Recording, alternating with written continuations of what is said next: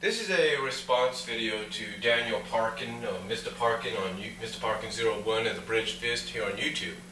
And he brought up, and his video was short and sweet. Hopefully mine will be, but knowing my luck it won't be. But this is a response to the video he did of why Cena or why John Cena can't turn heel yet. And he brought up a lot of good points. I mean, right now, like he said, WWE is lacking in talent, especially when it comes to babyface and heel. I mean, according to sources, you know, WWE does want to make the next big babyface, but that next big babyface in their minds is not yet ready, and that happens to be Sheamus. Now, if Sheamus is put over on the Big Show at Hell in a Cell, then that kind of helps elevate him even more so, but it helps the WWE to look at Sheamus in more of a role of being that next franchise player, being the next face of the company, being the next big thing, next big babyface. So it would add on to the reasoning as for him to take that spot alongside Cena or away from Cena, which again, as Daniel Parkin put, would make perfect sense then to probably slowly turn, or if not immediately turn, John Cena heel. But again, it's all about the fact that right now they're lacking in the department of trying to find that next big babyface. You know, for example, you know, he brought up the name of Ryback. I mean, right now Ryback seems to be positioned into put into a position to where if John Cena is not 100% ready and cleared for Hell in a Cell, Ryback is the next choice, is the obvious next choice, and potentially the next WWE champion if WWE really wants to get behind him and make him the next big thing. But you see, that all depends, though. It all depends on if they feel Ryback's ready. I mean, slowly but surely, they've been building him up. He's been going from the local jobbers and independent wrestlers to mid-card guys and sometimes even semi-main event guys, and beating them. You know, beating them like they're nothing. So when you think about it, Ryback is in position to probably be the next big babyface for the WWE, if not for the Raw brand and in general. But again, Ryback and Sheamus are right now potentially on the edge. They're potentially this close, ladies and gentlemen. Maybe Ryback's a bit closer for some reason, but they're this close to breaking that glass ceiling and being alongside Cena as the big baby faces of the WWE, so that if WWE decides, okay, we can turn John Cena heel, they won't have to worry about losing a lot of revenue or money, because they would have two big baby faces, if not one huge baby face, in either Ryback or Sheamus. But again, Sheamus right now is still, in the WWE's eyes, still has a lot to prove if he's going to be elevated to that next status. And being put over the Big Show will help add to that, will help the decision, will help strengthen the decision of whether or not he's ready to break through that glass ceiling. Right now, Ryback's situation with CM Punk, that makes him that much closer to breaking to that glass ceiling, breaking through the glass ceiling and being the next big babyface to stand alongside Cena. But again, we don't know yet. Now, if it's not neither Ryback or Sheamus, then you got to look at NXT for the next big thing.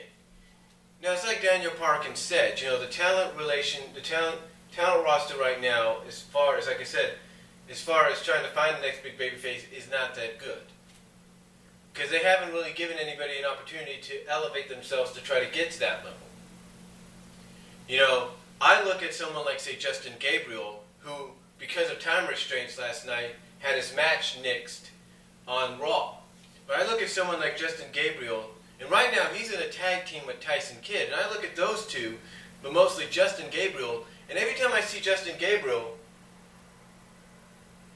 something tells me that given the opportunity, that when WWE finally gives him an opportunity run with the ball and score a touchdown, if you will, or hand him the ball and let him run with it, Justin Gabriel is the kind of guy that can go far.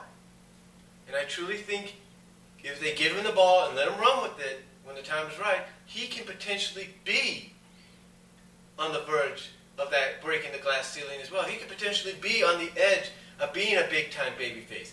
And maybe in the next few years, be the kind of babyface that breaks through the glass ceiling and stands alongside of a Cena, or has the torch passed down to him from a John Cena, if you know what I mean. Yeah, just checking something there, folks. But he could be the kind that gets the torch passed down to him from a John Cena. But it all depends on if they give him the ball and let him run with it. The same with Tyson Kidd. Give him the ball, let him run with it. It looked like from what I saw with Money in the Bank, potentially they do see something in Tyson, we just don't know what it is yet. And I'm sure Money in the Bank was the testing point in the proving ground for him, and he might have slimly passed it. You know, it's just barely past his proving ground. So to me, Tyson Kidd is another one that, just like Justin, could be given the ball and allowed to run with it, and probably in the next few years be the kind that will break through that glass ceiling as a babyface and probably stand alongside of John Cena, maybe even have the, like I said, like with Justin, have the torch passed down to him. Same goes with Sin Cara. Sin Cara right now, you know, they put Rey Mysterio with Sin Cara because they feel Sin Cara can be the next big thing as well. So Sin Cara is the same thing. Put him with Rey Mysterio, maybe put the tag titles on them like they're probably planning to do. Have them have a luchador match at WrestleMania, and then probably slowly start giving him the ball once again to, hopefully without any problems or without any botches or without any miscommunications, run for that goal to score a touchdown and break through that glass ceiling to stand alongside Cena. I mean, when Sin Cara first started, one of the first matches he had was a tag match, and his partner was Cena. So there you go. It's all about proving themselves, and right now, the three I mentioned, all they need is opportunity given to them, and in the next few years could be the kind that will break through that glass ceiling, just like Ryback and Sheamus are on the very verge of doing right now, and standing alongside as John Cena, and maybe even have the torch passed down to them. But then you take a look at NXT, and WWE officials are very high on a few names there. They're very high on Seth Rollins. They're very high on Richie Steamboat. They're very high on Bo Dallas. And you don't have people talking about these kind of people if they didn't see potential in them, if they didn't see possibilities to be the next big babyface, the next big franchise player in face of their company. I mean, everybody's talking highly about Seth Rollins, formerly Tyler Black of ROH. You know, here's a guy that maybe, a few weeks after he won the NXT title, in an untelevised dark match, or untelevised dark main event, tagged up with CM Punk, when CM Punk was, I think in his last few weeks as a babyface, teamed up with CM Punk against Antonio Cesaro and Cassius Ohno, formerly the Kings of Wrestling. Now, I know a lot of people are saying, well, they did that as a favor to the independent fans there in attendance. Did that as a favor to them, because this is basically they're saying they just gave them an ROH dream match that they never got in ROH as a favor to them, to show them that, look, we could do what ROH can't. And I understand that, but again, despite that, you wouldn't have him on screen with, let's say, the WWE Champion. You wouldn't have him teaming with CM Punk in a dark match, the WWE Champion, if you weren't really high on somebody like Seth Rollins. And you wouldn't have him be your first NXT Champion if you weren't high on the guy. So that tells me your potential, tells me that once Seth Rollins gets that call to go to Raw or to the main roster and be on Raw or SmackDown, Seth Rollins will probably be the one that's given the ball and told to really run with it and score that touchdown. Bo Dallas is the same thing, except he's got to work on his mic skills, and that's it. His promo skills and his mic skills, and that's it. He's ready. Same thing with Richie Steamboat. But right now, when you come out of those three out of NXT, the one that looks like, once he's given the opportunity to compete with the main roster on Raw and SmackDown, you know, Seth Rollins seems to be the one that they seem to be grooming, when you look at it from it on NXT, to be that next big babyface, to be that next big thing for them when he finally gets that opportunity to run with the football, or run with the ball and try to score a touchdown on multiple occasions on shows like Raw and SmackDown.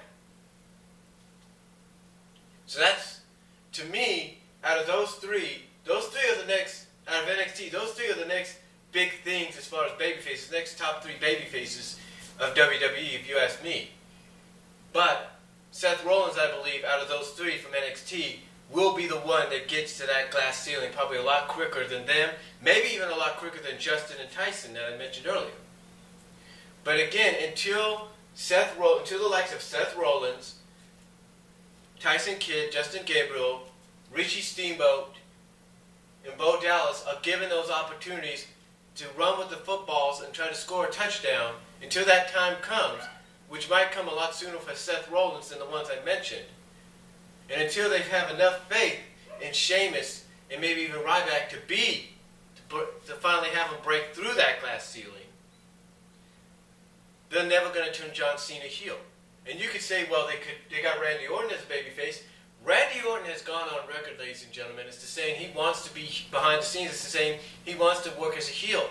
Because let's face it, Randy Orton works great as a heel. He works great as a babyface too, but in-ring wise, mic promo wise, he works better as a heel. There's no doubt about it.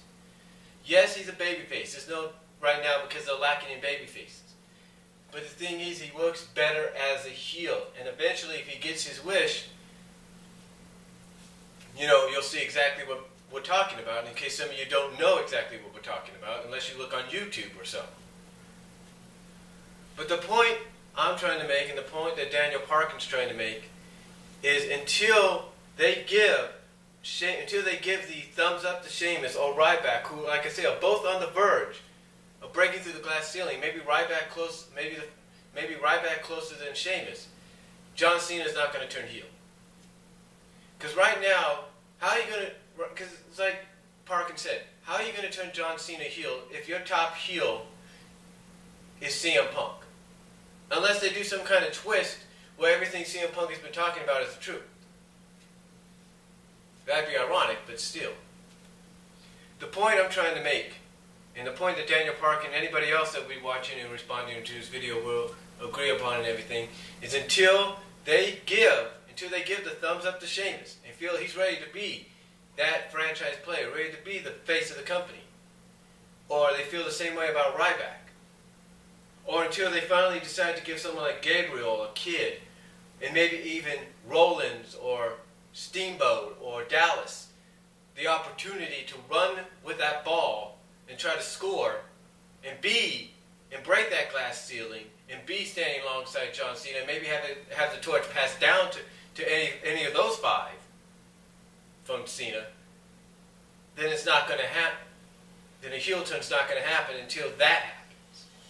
So hopefully, that may happen. So hopefully, if you're hoping and praying, if you want it to happen, just pray it might happen sooner than later, because, like I said, right now, Sheamus and Ryback seem to be on the very verge, this close, if you will. Ryback maybe a little closer to breaking the glass ceiling and being that big baby face, that next big franchise player and face of the company. But until that happens, John Cena ain't turning. And if that doesn't happen with those two, it won't happen until either one of the five that I mentioned, Kidd, Gabriel, Rollins, Steamboat, and Dallas, until either one of those five are given the ball, allowed to run with it, score multiple touchdowns, break that glass ceiling, and then have the torch passed down to them from Cena. That's the only way you'll have Cena turn heel. So, hopefully, that helped out a little bit, and that was my response. I know it was longer than Daniel Parkin's was. But hopefully that helped out. Comment, video response down below. Tell us what you think. Do you agree with what I said? Do you agree with what Parkin said? And I'll talk to y'all later. Y'all have a good day. God bless.